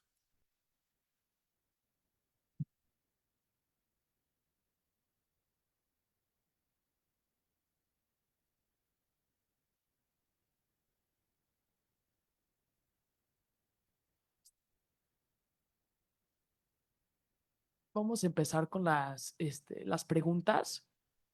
Si alguien tiene una pregunta, por favor. Y bueno, si tardamos un poquito más de las 6, los que tienen clase, no se preocupen. Le podemos avisar a todos los profesores y las profesoras. Buenas tardes. Primero, muchas felicidades a la Ibero por organizar esta conferencia. Muchas gracias a los señores magistrados que nos acompañan, a los profesores, a los alumnos, que da muchísimo gusto ver el auditorio lleno y que estuviera que cambiar de auditorio. Yo sí me voy a atrever a decir lo que a lo mejor otros no han dicho, que es que una de las razones de la existencia de la reforma pues es única y exclusivamente un tema de resentimiento y venganza, ¿no? Y es una venganza personal contra funcionarios del Poder Judicial que han tenido la única conducta de defender la Constitución y la ley.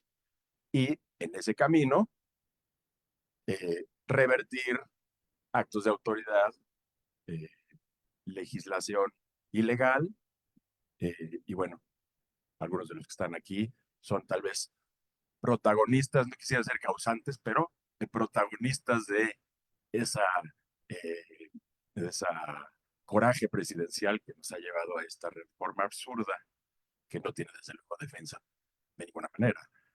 Mi pregunta para ustedes es, como integrantes del Poder Judicial, si no creen que debiera el propio Poder Judicial ser más vocal en la defensa de sus argumentos. Desde luego, ustedes claramente son vocales, pero nunca no escuchamos en los medios a la gente del Poder Judicial presentándose como gente, presentándose como ciudadanos de a pie, como ciudadanos que no están ahí en un pedestal recibiendo dinero y secos, ¿no? Y yo creo que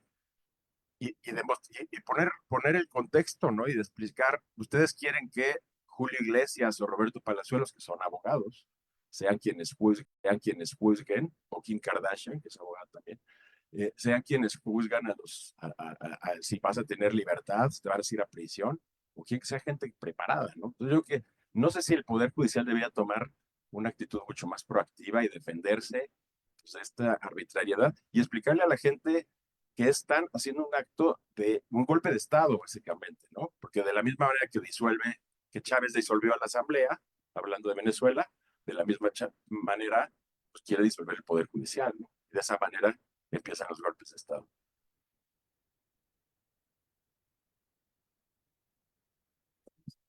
A responder la pregunta. Quien quiera la puede responder. Bueno, sí. Otra pregunta. Sí, acá, bueno, los dos, sí. A ver, Caro.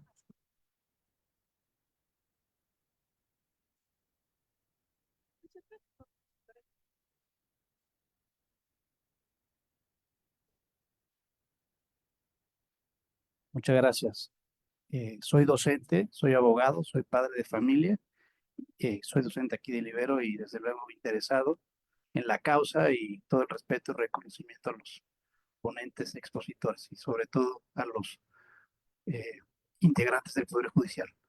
Eh, a esta coyuntura también se suma una preocupación natural de los que nos dedicamos a esto porque está también en ciernes la entrada en vigencia de normas procesales muy relevantes, concretamente el nuevo Código Nacional de Procedimientos Civiles y Familiares. Y vamos a vernos en un escenario en donde, como ya ustedes bien lo apuntan, no solamente va a haber nuevos jueces con poca experiencia, sino una nueva norma procesal aplicable a nivel nacional, justamente para atender los aspectos de justicia cotidiana de los que tanto urge en nuestro país mayor regularización.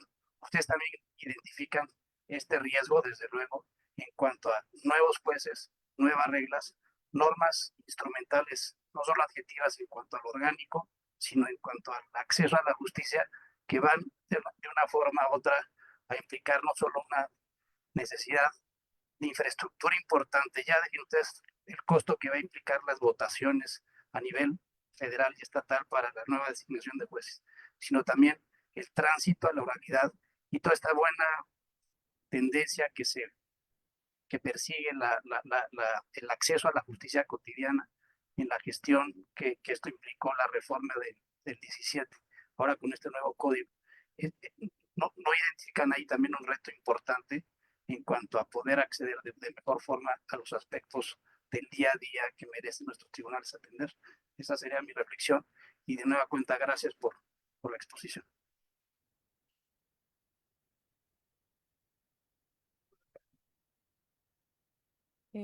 Hola, buenas tardes. Primero que nada, soy estudiante de Derecho y bueno, primero me gustaría hacerles un reconocimiento, ya que es muy admirable la impartición de justicia que están haciendo por la nación y por todos los habitantes de este país, sin importar la nacionalidad y su origen o su etnia. Y ahora mi pregunta es, ya que vimos que esta reforma tiene tantos, ahora sí que tantas contradicciones, tantos contras, tantas amenazas, ustedes como Poder Judicial, ya que mucha gente opina que sí, esta reforma no se debería hacer, se debería decir otra reforma igualmente al Poder Judicial, pero de una manera diferente, ¿qué reforma ustedes como magistrados, como personas estudiadas y preparadas para ejercer este cargo y para evolucionar la justicia de este país propondrían?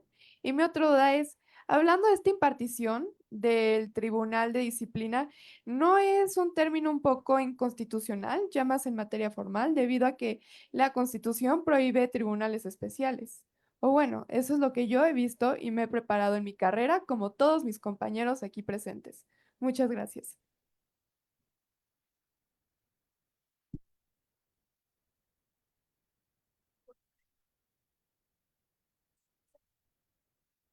Sí, quien quiera contestarla. Bueno, rápidamente empiezo con las preguntas. Primero agradecerles mucho pues, sus comentarios, agradecerles el interés. No hemos sabido comunicar, eso es verdad, pero porque también no estamos preparados para eso. Estábamos en nuestras oficinas resolviendo los amparos en horarios extenuantes y no hemos tenido esta posibilidad de salir a decirles esto es lo que estamos haciendo, porque además tampoco estamos llamados a ser populares. Al ser el árbitro, pues siempre va a haber alguien inconforme y en muchos casos en estos las autoridades que están inconformes con nuestras decisiones, pues normalmente a quien acusan es al árbitro de estar del lado del justiciable o de las personas. Y entonces además se dice, bueno, es que están del lado de los grandes empresarios, pues en realidad esto no es así. De los asuntos que he resuelto en los últimos 10 años, solamente una cantidad muy menor se han protegido a personas que además tienen también derechos, pero todos los días los asuntos que resolvemos es a la persona que no le dieron bien su pensión, a los que no les dieron un medicamento, al motociclista de Uber que le quitaron su motocicleta. Eso es lo que estamos resolviendo, pero también o saco el asunto o salgo a presumir lo que hice con ese asunto. Y a veces cuando no le doy la razón, pues flaco favor me voy a hacer al ir a decir algo donde no le doy la razón. Pero sí, esta parte no hemos sabido comunicar y no hemos encontrado un canal de comunicación adecuado. Ahora con las redes sociales creo que podríamos tener un impulso mucho mayor, sobre todo generando la conciencia de cuál es nuestra verdadera función. Pero efectivamente ha sido, creo que una parte que necesitamos mejorar como Poder Judicial. En relación con las normas procesales relevantes, me parece que lo que incluso han dicho las señoras magistradas que me antecedieron el uso de la palabra es justamente lo que buscamos es un fortalecimiento del Estado de Derecho y de los mecanismos necesarios para que se pueda administrar justicia. Y lo que vemos hoy, tal vez no nos hemos metido tanto a estas normas procesales porque de tantas preocupaciones que genera la reforma, en realidad nos estamos concentrando en el punto medular que es elección de jueces, pero tiene cuestiones sumamente preocupantes. Ya se ha dicho, por ejemplo, el tema de paridad de género, se ha dicho también, por ejemplo, cómo el juicio de amparo fue evolucionando ya para proteger no solamente derechos individuales, sino derechos de naturaleza colectiva o difusa. Hoy ya no se va a poder hacer eso, ya no vamos a poder proteger derechos al medio ambiente, derechos a la educación, a la salud de una colectividad, porque las resoluciones ahora ya no van a poder tener efectos generales, ya no vamos a poder dictar una resolución con efectos generales. Esto en realidad es una contrarreforma a la importante reforma del 6 de junio de 2011, donde se abrió la puerta del interés legítimo para que muchas personas puedan ir al amparo. Desde luego las preocupaciones que hay en esta parte procesal son mayúsculas, pero de todo lo que podemos prácticamente cuestionar, estamos justamente pegándole al punto que es yo creo que más gravoso de todos y tal vez después nos ocupemos de lo demás, pero ahorita lo preocupante es prácticamente pues la remoción de 1,633 personas juzgadoras que han dedicado más de 20 años de su vida a este poder, a la carrera judicial. Y no solo eso, la base trabajadora. Yo me identifico más con la base trabajadora porque de los 22 años que he estado en el Poder Judicial, 12 de ellos he estado en los cargos de operativos o de mandos medios. Y sí hay un derecho de la base trabajadora que se ve afectado. ¿Cuál es este derecho? El derecho a la carrera judicial que está reconocido en una iniciativa que se expidió en la Constitución en esta propia administración, de competir en condiciones de igualdad para acceder a los cargos de la categoría judicial.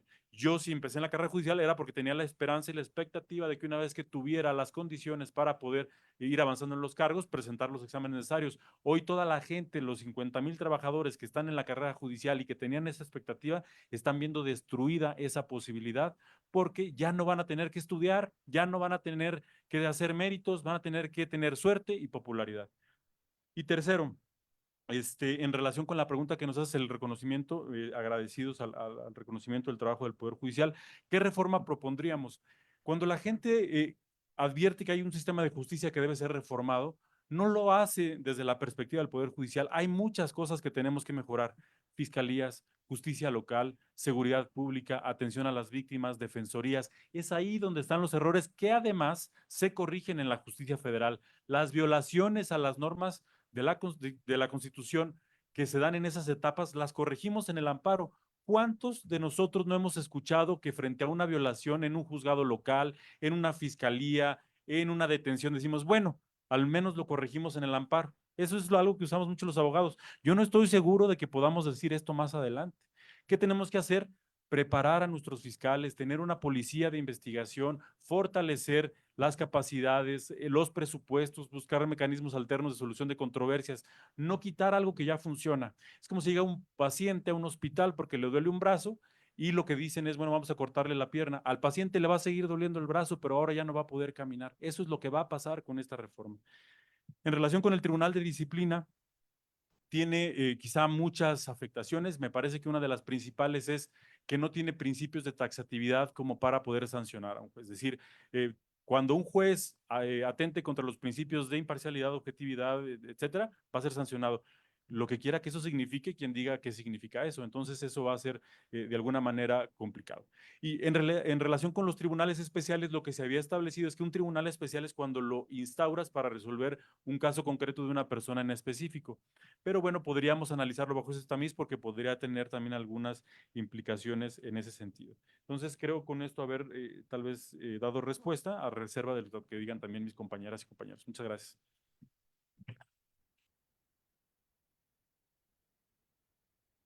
Gracias. Bueno, en relación a por qué los jueces no salimos a defender clara y frontalmente nuestras posiciones, yo entiendo, es decir, frontalmente no somos corruptos, es falso, es mentira. eh, yo creo que tiene que ver con una razón de institucionalidad democrática. ¿Por qué? Porque los juzgadores federales estamos plenamente conscientes del fino equilibrio que debe existir entre los tres poderes del Estado. Yo creo que ninguno de nosotros jamás lo van a ver denostando la figura de los legisladores o del Ejecutivo. Yo creo que una nación democrática, civilizada, con altura de miras, para poder decidir y participar en el destino de una nación, no puede confrontarse y salir a debatir en un ámbito que es en un nivel sumamente básico y político además.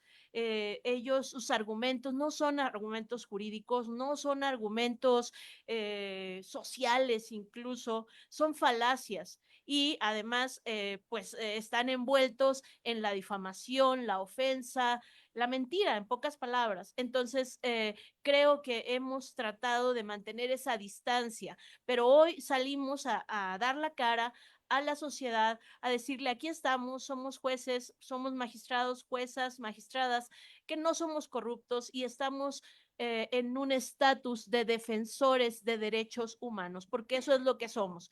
Y estamos legitimados convencionalmente para poder salir a hacer una suspensión de labores y protestar y defender los derechos de la ciudadanía a tener tribunales imparciales y técnicamente capacitados. En cuanto a la pregunta relacionada con la afectación que vamos a tener en la ejecución de diferentes, digamos, proyectos técnico-jurídicos, tribunales especializados que darían una muy buena, digamos, respuesta a la sociedad en su conjunto, la curva de aprendizaje va a ser enorme.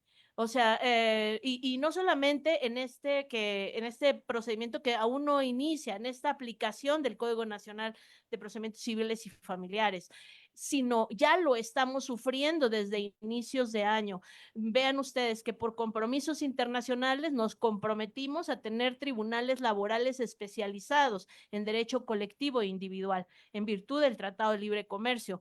Y finalmente, cuando se falla el presupuesto para este año, se reducen 6,000 millones de pesos al Consejo de la Judicatura Federal, que impidió seguir implementando el nuevo sistema de justicia laboral, el sistema acusatorio y ahora el sistema de oralidad civil y mercantil que también es un pendiente que tenemos. Se trasladan obligaciones a través de las juntas de conciliación arbitraje, se pasan al Poder Judicial Federal a virtud de los compromisos internacionales de tener tribunales imparciales y técnicos. Eso lo contratamos, lo asignamos en el TEMEC. Entonces, la curva de aprendizaje y la afectación técnica que vamos a tener como órganos impartidores de justicia, pues es enorme, ¿no? Y bueno, pues yo hasta aquí dejaría mi respuesta, salvo que hay un argumento metaconstitucional, o sea, en el tema que nos plantea la compañera, en el sentido de que los jueces, como si vamos a impugnar una reforma constitucional, pero a la vez somos parte y estamos defendiendo, yo creo que no se da. Hay argumentos metaconstitucionales, creo que nuestro orden jurídico, nuestra constitución tiene cláusulas, llámenles pétreas, perdón, cláusulas que no te permiten que se mueva. Ciertos derechos fundamentales, básicos, como puede ser pues la división de poderes, nada menos y nada más que eso, ¿no? Entonces, esto es un argumento circular, es una falacia, ¿no? Los jueces no pueden pronunciarse sobre la constitucionalidad de una reforma a la Constitución.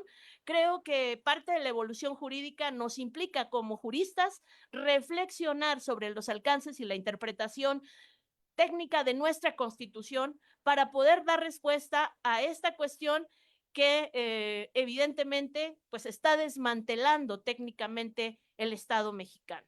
Tenemos una crisis constitucional. Muchas gracias. Muchas gracias. Pues damos por terminada esta conferencia. Perdón que no podemos recibir más preguntas ni respuestas de ustedes. Una disculpa por cuestión de tiempo. Pero Arturo, Claudia. ¿Un minuto? Perfecto. Sí. Bueno, nada más digo, no quiero abundar en lo que ya dijeron mis compañeros, pero creo que, a ver, cuando se habla de que si el Poder Judicial debe ser más vocal, creo que lo que se pregunta es si institucionalmente tendría que haber un pronunciamiento. A mí me parece que no. A mí me parece, primero, estoy segurísima, cada una de las personas juzgadoras somos titulares del Poder Judicial. Y en ese sentido, cuando hemos salido a defender nuestras posturas, salimos en representación de uno de los poderes. Y creo que esto no se trata de que salga la presidenta de la Corte o el Consejo o la Suprema Corte a hablar. Creo que eso nos toca justo a nosotros y por eso estamos haciéndolo las personas juzgadoras y también las personas trabajadoras del Poder Judicial de la Federación. Respecto a las consecuencias de las nuevas normas procesales, yo creo que tenemos muchos problemas y muchas consecuencias probables en afectaciones económicas, pero también en afectaciones procesales. Por ejemplo, tenemos las capacitaciones que ya se han hecho a nivel de todas las materias de penal, laboral y del Código Nacional de Procedimientos Civiles y Familiares, de la oralidad mercantil, que pues se perderían, pero además hay que considerar que en este momento las personas juzgadoras a nivel federal tenemos un nombramiento inicial de 6 años y después somos ratificadas y entonces nuestro nombramiento, aunque no les guste el nombre, es inamovible. Lo cual quiere decir que solamente nos pueden correr por una causa grave en un procedimiento, no que podamos hacer lo que nos dé la gana, como se ha intentado decir. Pero eso en la reforma se cambia y conforme a la reforma serán 9 años el periodo por el cual son electos y pueden renovarse, o es decir, reelegirse por otros 9 años. Entonces yo les pregunto, o sea, reflexionemos, cómo una persona que no tiene carrera judicial, que no tiene esta capacitación previa, va a tener una curva de aprendizaje enorme, que quién sabe si la logre cumplir en los primeros 9 años y probablemente no sea reelecta y entonces ahí vamos otra vez. Desde 2008 se ha estado capacitando, por ejemplo, en el sistema penal y pues todos los millones que se han invertido en esa materia o en la materia laboral o en cualquier otra materia, pues serán a la basura.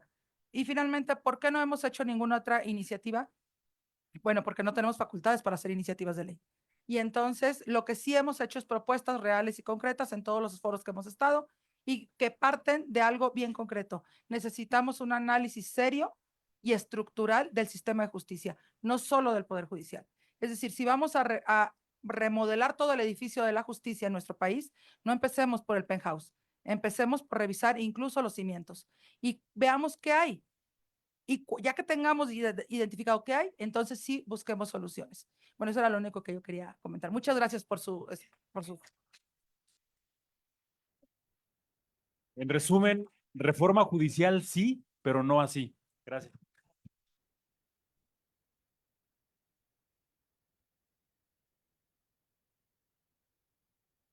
Bueno, con esto ahora sí concluimos esta conferencia. Les agradecemos a los que siguen aquí y están llegando tarde a clase y a todos ustedes, a nuestros invitados, gracias por darnos su tiempo, compartir con nosotros su conocimiento. Hay que seguir atento a lo que pasa con la reforma. No se olviden, mañana acompáñenos a las 3 de la tarde vestidos de negro y de verde. Vamos a protestar pacíficamente y no se olviden el domingo, jóvenes por la reforma judicial, bueno, en contra de. Mañana en la explanada, vengan vestidos de negro y de verde todo el día, pero a las 3 nos vemos en la explanada, vamos a difundirlo por medios, entonces necesitamos gente en la explanada. Que si pasa la reforma, no digamos que nos quedamos con los brazos cruzados. Muchas gracias.